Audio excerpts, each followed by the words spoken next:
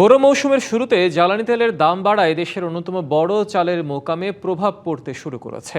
নতুন ধানের দাম কম থাকলেও জ্বালানির দামের প্রভাবে পরিবহন খরচ বেড়েছে, এতে মিল গেটে এসে বেড়ে যাচ্ছে চালের দাম। এদিকে তেলের দাম বাড়া সুযোগে কেউ যাতে ফায়দা লুটতে না পারে সেজন্য তদারকি বাড়িয়েছে খাদ্য বিভাগ। নতুন বোরো ধান বাজারে উঠতে শুরু করেছে। হাওর অঞ্চল থেকে ট্রাক বোঝাই ধান আসছে কুষ্টিয়ার খাজানগর মোকামে। জ্বালানি তেলের দাম বৃদ্ধির আগে যে ট্রাক ভাড়া ছিল 22 থেকে 23,000 টাকা, এখন সেই ট্রাক ভাড়া গুনতে হচ্ছে 30,000 টাকা পর্যন্ত। নতুন ধানের দাম কমলেও পরিবহন খরচ বৃদ্ধিতে কেজিতে খরচ 2 থেকে 3 টাকা বাড়ছে।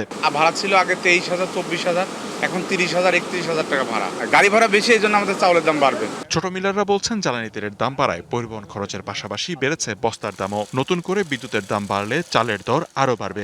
বস্তার দাম বেড়ে গেছে, লেবার কস্ট বেড়ে গেছে, এতে টোটালি চালের উপরে এর প্রভাব পড়বে। দেশে পর্যাপ্ত ধান ও চালের মজুদ আছে। বোরোতে ভালো ফলন হওয়ায় ধান চালের দাম বিগত সময়ের তুলনায় কম থাকলেও সামনের দিনে হঠাৎ করেই বেড়ে যাওয়ার শঙ্কা মিল মালিক ও ব্যবসায়ীদের। এই প্রভাবটা হয়তো এই মুহূর্তে পড়ছে না, 2-4 মাস 6 মাস পরে পড়বে।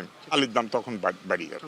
তা আমরা তো মনে করি যে এই জ্বালানি তেলের দাম বাড়ার কারণে এখন হয়তো বা চাউলের দাম কম আছে বা বাজারে সেটা প্রভাব পড়ছে না, কিন্তু এটার প্রভাব তো 2 মাস পরে বা তার কিছুদিন পরেই এর প্রভাবটা চলে আসবে। এদিকে পরিবহন খরচ বৃদ্ধির অজুহাতে কেউ যাতে ফায়দা লুটতে না পারে সেজন্য তদারকি বাড়িয়েছে খাদ্য বিভাগ। অযৌক্তিক কারণে কেউ যেন সুযোগ নিতে না পারে, এই জন্য খাদ্য বিভাগ প্রতিনিয়ত আমরা মনিটরিং করতেছি। যেহেতু রিসেন্টলি দামটা বেড়েছে, এর প্রভাব এখন পর্যন্ত পড়েনি। এরকম কোনো আশঙ্কা কোনো জায়গায় যদি দেখা দেয়, সাথে সাথে আমরা সেই জায়গায় তদারকি করছি। কুষ্টিয়ার খাজানগর মোকাম থেকে দিনে ঢাকা চট্টগ্রাম সহ বিভিন্ন জেলায় 1.5 থেকে 200 ট্রাক চাল যায়। পাশাপাশি দেশের দক্ষিণ পশ্চিমাঞ্চল থেকে ট্রাক বোঝাই করে ধান আসে এখানে। তদারকি জোরদার করা না হলে আগামীতে বাজার অস্থির হওয়ার শঙ্কা রয়ে যাচ্ছে।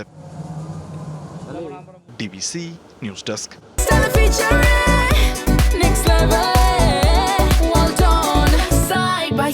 Free